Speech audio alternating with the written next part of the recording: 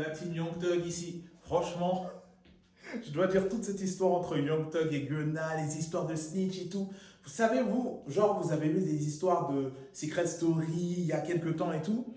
Moi, c'est mon Secret Story, cette histoire, parce que tous les jours, il y a des rebondissements jusqu'à aujourd'hui où on a eu droit à Young Thug, la grosse pipelette, le roi des podcasts qui parle mal sur tout le monde, mais genre, tous ses potes, un par un, il a parlé mal de. Je crois qu'il n'y a que Lil Baby qui s'en est sorti du bail, tu vois.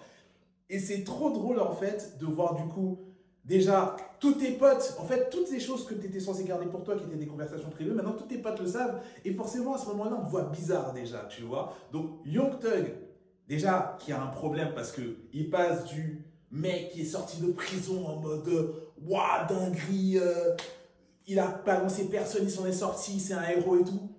Là, il se retrouve dans une situation baba de babord. De babord, donc maintenant, on le voit autrement déjà par le peuple. Et maintenant, on le voit autrement par ses potes. Et il essaie de gérer ça du mieux possible. Et tu vois que c'est dur pour lui, en fait, tu vois. Parce que, et pour des raisons que je comprends, en fait. Là, de dire, c'est quoi? Regarde. Imagine, tu t'es donné à fond pour ton gars. T'as tout donné, les sueurs, les larmes pour qu'il puisse en sortir. Le mec, tu l'as fait passer de rien du tout à millionnaire. Vous vous retrouvez dans une situation où c'est dur, c'est très dur. Tu sais pas comment ça va se passer. Mais c'est à ce moment-là, en fait, que la loyauté elle est mise à l'épreuve, tu vois. Et la personne pour qui tu as tout donné, donc Gunna, dans son côté, ben, elle te lâche dans ce moment-là, tu vois. Et j'ai pas l'impression qu'il y ait eu en plus de conversations particulières avant que Gunna fasse ce choix de prendre son deal et de partir. Donc en fait, on est dans une telenovelas. Donc le mec, il était là et tout, il faisait des trucs pour son pote, tout ça, et d'un coup, oh, il y a une meuf qui arrive qui était dans le coin.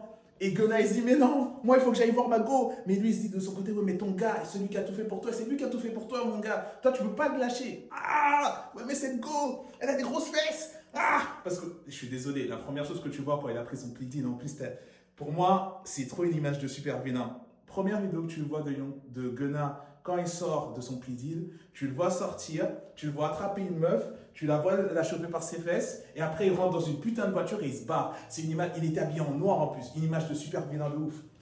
Enfin bref, je me monte la tête, c'est une dinguerie. Et donc, toi, qui as tout fait pour cette personne, tu te retrouves là et tu te dis, mais en fait, tout ça pour ça, tu vois, pour que le mec, il me plante derrière mon dos, qu'il retourne complètement l'affaire, tout le jugement de tout le monde se retrouve dans une situation encore plus compliquée qu'avant, pour que toi, tu puisses t'en sortir finalement, tu vois. Et je pense même qu'au-delà tout simplement de est-ce que ça va vraiment changer l'affaire ou non et tout, moi, je pense que Gunna, il savait très bien que si il prenait ce plea deal, qu'il n'allait pas avoir à témoigner contre Young Thug. Et peut-être même que Young Thug le sait.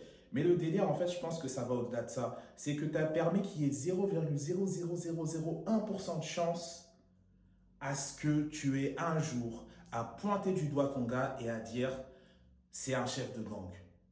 Et en vrai, rien que cette possibilité-là pour une personne à qui tu as tout donné, je pense que c'est dur, tu vois. Et du coup, tu vois, Young Thug, il est dans ses émotions, il s'énerve, il sort son morceau. Et là, le pauvre, le dernier morceau qu'il a sorti, où il s'excuse auprès de tous ses potes. Est-ce que vous vous rendez compte de la dinguerie, à quel point ça doit être difficile pour toi d'avoir à faire une chanson, pas seulement parce que ta go t'a quitté à cause de tes conneries, parce que tu l'as trompé pour la 600 millième fois, mais parce que tes gars, ils sont vénères contre toi. Ça veut dire des personnes habituellement vers qui tu vas te plaindre de ta go.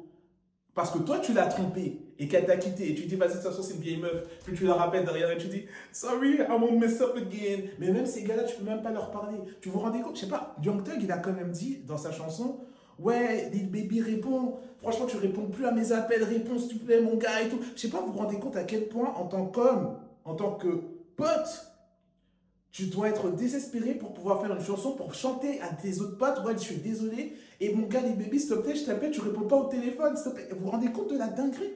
Ça veut dire qu'il a tout essayé. That shit is insane, bro. Non, non, c'est chaud. Non, moi, je suis tout cœur avec lui parce que je comprends. Je comprends, en fait. Je comprends que Gunna qui cherche à sortir. Moi, de toute façon, je suis pas un mec de gang. Moi, la porte, elle est ouverte pour que je puisse m'en sortir. Je m'en sors, gros. la vérité. Mais après, justement, en termes en tout cas, moi, je ne veux pas parler. Moi, je ne suis pas dans cette situation-là. C'est facile de parler quand on n'est pas dedans. Mais moi, je ne suis pas dedans, t'as vu? Moi, je ne suis pas dedans, ok? Enfin bref. Et là, du coup, je me dis ça, c'est genre, je comprends Young Thug. Je comprends Young Thug. Je comprends que Gunna ait eu envie de sortir, mais je comprends le fait que Young Thug soit aussi énervé, qu'il se sente aussi trahi et qu'il soit aussi désolé parce que finalement, ces choses que tu dis à ta go et tout, c'est des choses que tu dis sur le moment. Parfois, tu ne vas pas forcément le penser, mais lui, c'est abusé, frère. Tu peux pas tirer sur tout le monde comme ça et pas avoir de conséquences de tes actes derrière, en fait. Genre, je sais pas. That's some shit I don't understand, tu vois.